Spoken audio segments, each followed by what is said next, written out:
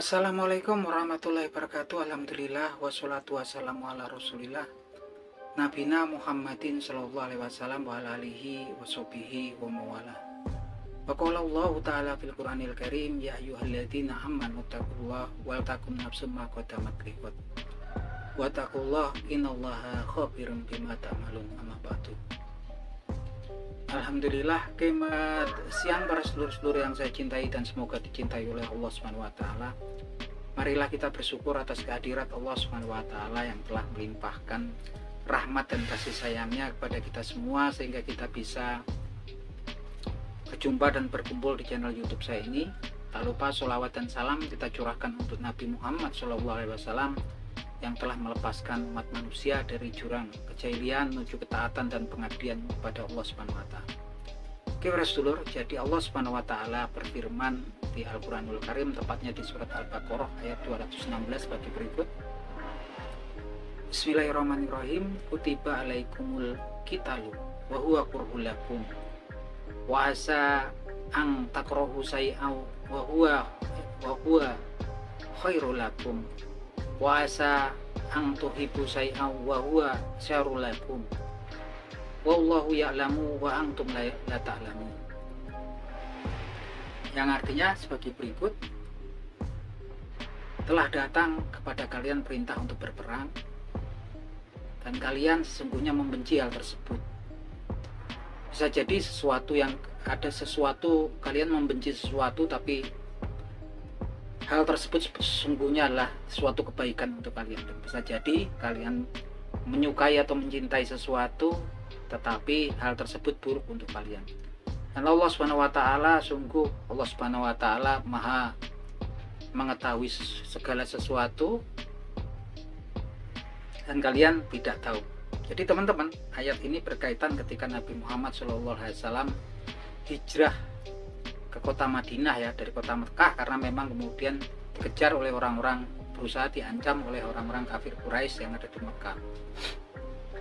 Yang jelas kemudian memang nggak cukup kemudian Nabi Muhammad SAW cuma tinggal di Madinah, karena memang ancaman dari orang-orang kafir Quraisy di Mekah dan para kroni-kroninya ini masih berusaha kemudian untuk membinasakan Nabi Muhammad yang ada di Madinah, sehingga turunlah ayat ini, ya, turun di Madinah, ya, ayat ini turun, yang mana sebetulnya kalau orang-orang kota Madinah pengikutnya Rasulullah SAW ini semuanya diajak sholat, diajak ibadah, mereka taat. Tiada kemudian untuk berpuasa, mereka juga taat. Diajak kemudian untuk berzakat, mereka juga taat. Tapi ketika turun perintah untuk perang, ini sesungguhnya memang ada beberapa sepertinya yang memang risau, ya, karena perang ini taruhannya nyawa, gitu kan. Sesungguhnya meninggalkan sanak famili, gitu kan, yang dicintainya, gitu kan, kalau mereka mati. Yang jelas kemudian diberitakan oleh Allah Subhanahu wa taala, gitu kan, surat ini kewajiban untuk berperang, untuk membela diri, untuk bertahan, gitu kan. Dan bahkan ketika banyak orang-orang yang kemudian tidak menyukainya, tidak mau berangkat untuk berperang, Allah Subhanahu wa taala pun memberikan firman-Nya di Al-Qur'anul Karim yang bunyinya sebagai berikut. Bismillahirrahmanirrahim. Qul la yusibana illa ma kataballahu lana wa maulana wa 'alallahi falyatawakkalul mu'minun. Yang artinya sebagai berikut: katakanlah, tidak ada sesuatu pun yang menimpa kalian, gitu kan, kecuali yang Allah Subhanahu wa taala sudah takdirkan untuk kalian. Karena Allah Subhanahu wa taala lah pelindung kalian, dan hendaknya orang-orang beriman hanya berserah diri kepada Allah Subhanahu wa taala. Artinya memang ketika diberitakan sendiri, walaupun mereka tidak akan mau artinya untuk berangkat berperang, kalau memang takdirnya meninggal waktu itu pun mereka takdirnya meninggal, mereka pun akan meninggalkan dunia yang fana. Yang jelas teman-teman, ini ilmunya ada salah satu yang memang harus kita imani untuk saat ini, yang betul-betul kita renungi adalah kata-kata asa, wa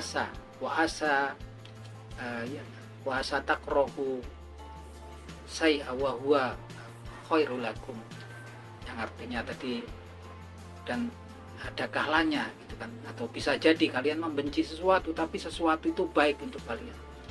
Wa asa ang tuhibbu say'a wa huwa syarrul lakum, dan ada kalanya boleh jadi kalian mencintai sesuatu padahal sesuatu itu buruk untuk kalian. Wallahu ya'lamu wa antum la ta'lamun. Allah yang maha mengetahui dan kalian yang nggak tahu.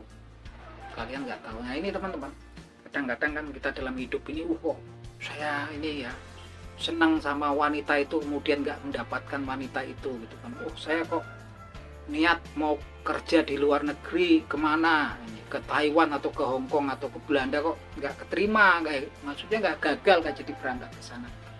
Nggak boleh disesali ya, karena memang apa yang terjadi pada kita sesungguhnya apa-apa yang sudah Allah takdirkan untuk kita.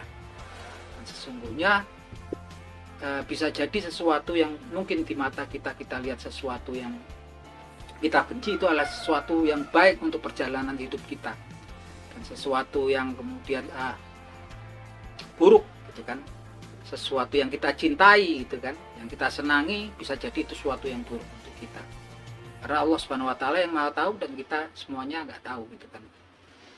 Yang jelas teman-teman, ketika banyak ini, suatu ayat ini betul-betul harus kemudian kita renungi ya gitu kan. Kadang-kadang kan banyak orang yang kemudian merasa hidup saya kok susah terus gitu kan, kok sering sakit ini sakit itu gitu kan, usaha gagal.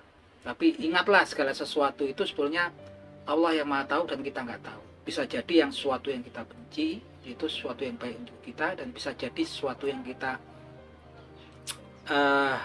cintai sebetulnya buruk untuk kita. Saya itu berapa kali ya dalam sejarah hidup saya pernah ketemu teman yang memang nggak, sepertinya jauh dari agama, bahkan kayak nggak mengenal agama abangan gitu kan. Setelah kena kasus-kasus dalam hidupnya gitu kan, masalah-masalah besar itu kan teman saya itu, sampai kemudian dia dari dulu menjabat sebagai kepala dinas sampai kemudian jatuh kena masalah, sampai kemudian masuk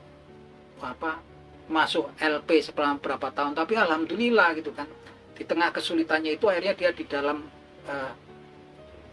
penjara, di dalam LP tersebut dia belajar agama, yang kemudian nggak tahu tentang huruf Arab satu abjad pun, nggak pernah ibadah gitu kan.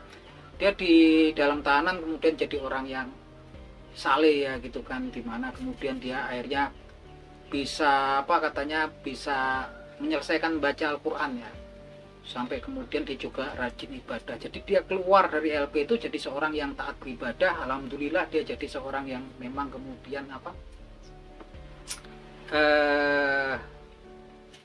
ahli ya, membaca Al-Qurannya mahir gitu kan.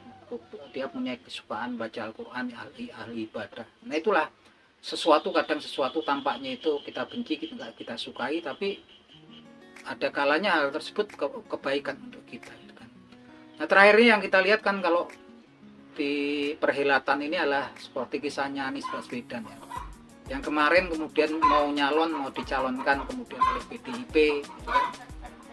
Tapi kemudian gagal ya di Jakarta. Semalaman saya tunggu, saya lihat Anies Baswedan akan dicalonkan di Jawa Barat, tapi kemudian gagal lagi karena memang diberitakan ada invisible hand, tangan-tangan yang nggak terlihat, yang nggak suka kalau Anies Baswedan ini muncul di permukaan, di perpolitikan Indonesia. Yang jelas kalau saya pribadi, saya yakin pesan saya untuk Pak Anies Baswedan, karena Pak Anies ini orang yang lurus, orang yang jujur, orang yang baik, orang yang religius, dan terakhir dia taat sama orang tuanya. Saya sangat yakin bahwasanya itu yang terbaik dari Allah Subhanahu wa taala untuk Pak Anies Baswedan. Bisa jadi gitu kan, Pak Anies mungkin nyalon di DKI atau Jawa Barat kemudian terpilih, tapi mungkin kita nggak tahu buruk. Allah Subhanahu wa taala yang paling tahu di antara kita, sehingga hanya Allah Subhanahu wa taala pelindung kita, dan hanya kepada Allah Subhanahu wa taala lah sesungguhnya orang-orang yang beriman itu berserah diri. Oke teman-teman, akhir kata wabillahi taufik wal hidayah. Wassalamualaikum warahmatullahi wabarakatuh.